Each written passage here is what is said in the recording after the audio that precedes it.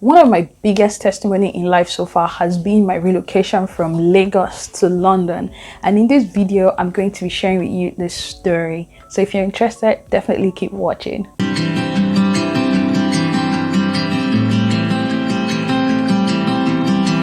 Hi guys, welcome back to my YouTube channel. My name is Siri, and on my channel, I share with you my faith, my lifestyle, and definitely give you advice from my personal experience. So if these are things that you're interested in, please hit the subscribe button and also turn on hit the notification bell so you get notified when I post new videos. So without wasting much time, let's get into today's video. My story literally began in 2015 when I finished my university. Back then, I applied for jobs. I applied to different universities. I definitely applied to the UK. I applied to like 4 or 5 schools. Where I really wanted to go was actually Canada, but I don't know, I wasn't getting any positive feedback. I was already losing hope. Fast forward a few months later, the school that I applied to in France, they now called me up and they interviewed me. During the interview, I remember when they were asking me the questions like, so if you don't get the sponsorship, what are you going to do? I was like, see, I really want to do my master's and I don't mind hustling for the money. They're like, like, are you sure? Do you know how much it will cost? I was like, I'll do whatever it takes to get it. And they're like, all right, no problem. So I think less than a week later, I got an invite from one of those oil companies then saying that I'd been invited for a scholarship. Now, I didn't even apply. I didn't even know they were giving scholarships. But then I just gone through a very painful breakup. So I was not even able to concentrate. The day they called me for the interview, like, I was not in the mood. I was not ready. I completely messed up that interview. So in my mind, I was like, I beg. I was feeling down. I was just complaining to my mom. Then I started doing makeup. I was like, maybe I'll become a makeup artist. I swear, Nigeria can frustrate people's efforts. One hot sunny afternoon, just me and my mom were home and the bell rings. Postman comes. So they're like, for essay. I was like, I didn't order anything on ASOS or anything. I just took the parcel, opened it. Behold, what did I see? I saw the letter from my school in France saying like, congratulations, blah blah blah. But it also said we'll cover the funding, and I was like, wait, I'm not understanding this English. Did they just say they were going to sponsor me? Like, I was so shook. I literally gave it to my mom. I was like, please read it and tell me what you understand by this email. She read it. She was like, I think you got a scholarship. Both of us just started screaming. That was the first time that I believed that there was a God and God answered my prayers. And it was not about my hustle to go to Canada or go to the UK. Like this one, just imagine, I didn't get any scholarship from anywhere. The school offered me a scholarship. Like, I didn't apply. I didn't even know. It's not like I begged them for it. They gave it to me on a platter. I got to France. I was schooling in France. I did my master's there. Everything was really good, but I started panicking towards the period where we're supposed to go for our internship, because the program I did was 60 months, 1 year at school and 6 months for internship. I didn't have any placement. I started to panic. I was worried. I was applying to several places. At that period as well, I was also participating in a competition. Long story short, I went for the competition. I won. It was at a conference. So at the conference, there were people that had already reached out to then. Like one company that I really wanted to work for, I'd already reached out to them. They had told me, oh, sorry, no vacancy. So I remember I just heard a voice behind me like saying, are you not Siri? And I was like, yeah. And he was like, oh, I'm the HR guy that wrote to you last week saying that we didn't have anything for you, but we'll be able to sort out something for you if you're still interested.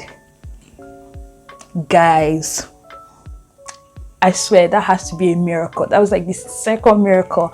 And I was like, what? Are you serious? He was like, yeah, sure. This is the same person that told me there was no slot for me. Like, I applied too late. He was not telling me they can work something out for me. So I finished in December, yeah. January came. Nothing. I was legit sending my my teacher then emails every week. At some point, he just stopped responding. I think February now came. He now sent me an like in an email saying that if I was interested in PhD, he could help me sort that out. But as per job, there's nothing he can do. I was like, guys, I almost went into depression. What is I almost? I went into depression. I was sad. See, I didn't come out from my house for days. I will wake up, eat, sleep, cry, watch TV, sleep, cry. Like, it was not even funny. At some point, I just said, you know what? I can't keep doing this. I have two options. Either I keep applying for jobs, or I go and look for blue collar job. Like, I must not be an engineer, right? So to keep myself going, to get small money, I started, I volunteered at my church. I told people, I was like, I'm looking for a job. People were nice to me. I started babysitting. I'll never forget my first babysitting experience. It was mad. I did babysitting, I did photography. I started considering YouTube back then. That's how God sent me an angel. My good friend Patricia, like, shout out to you.